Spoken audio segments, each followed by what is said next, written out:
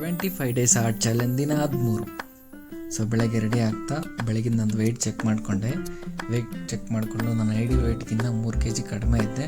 So ಅದ್ರ ಬಗ್ಗೆ focus ಮಾಡ್ತಾ ನಮ್ಮದು premier league cricket match date fix ಆಯಿತು, ಫೈನಲ್ ಮ್ಯಾಚು. ಅದಕ್ಕೆ ಸ್ವಲ್ಪ ಪ್ರಿಪೇರ್ ಆಗ್ತಾ ಬೆಳಗಿನ ಶೇಕ್ ತೊಗೊಂಡೆ. ಶೇಕ್ ತೊಗೊಂಡಾದ್ಮೇಲೆ ಮನೆಗೆ ಸ್ವಲ್ಪ ನೀರು ಖಾಲಿ ಆಗಿತ್ತು ಕುಡಿಯೋಕ್ಕೆ, ಅದು ನೀರು ತರೋಣ ಅಂತ ಹೊರಟೆ.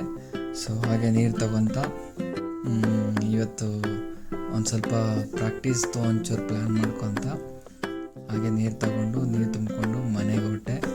ಸೊ ಮನೆ ಹತ್ರ ಬಂದು ಸೆಷನ್ ಇತ್ತು, ಸೆಷನ್ ಅಟೆಂಡ್ ಮಾಡ್ತಾ ಅದನ್ನು ಕಂಪ್ಲೀಟ್ ಮಾಡಿ ಹಾಗೆ ಮಧ್ಯಾಹ್ನ ಆಗಿತ್ತು. ಮಧ್ಯಾಹ್ನ ಊಟ ಮಾಡಿ ಸಂಜೆಗೆ ವೆಲ್ನೆಸ್ ಲೀವ್ ಪ್ರೋಗ್ರಾಮ್ ಇತ್ತು. ಅಲ್ಲಿ ಇವತ್ತು ಕಲ್ತಿದ್ದು ಫೈಬರ್ ಬಗ್ಗೆ.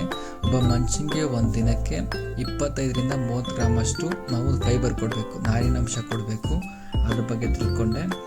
ಇವತ್ತಿಂದು ಟಿಪ್ ಆಫ್ ದಿ ಡೇ, ಒಬ್ಬ ಮನುಷ್ಯ ಅವನ ದೇಹಕ್ಕೆ ಎಷ್ಟು ಐಡಿಯಲ್ ವೆಯ್ಟ್ ಇರಬೇಕು ಅವನ ಹೈಟಿಂಗ್ ತಕ್ಕನಾಗೆ. ಸೊ ಅದ್ರದ್ದು ಚಾರ್ಟ್ ಇದು. ನಂದು 173 ಸೆಂಟಿಮೀಟರು. ನನ್ನ ಹೈಟ್ಗೆ ಆಲ್ಮೋಸ್ಟ್ ಒಂದು 68 kg ಅಷ್ಟು ಇರಬೇಕು ನನ್ನ ವೆಯ್ಟು.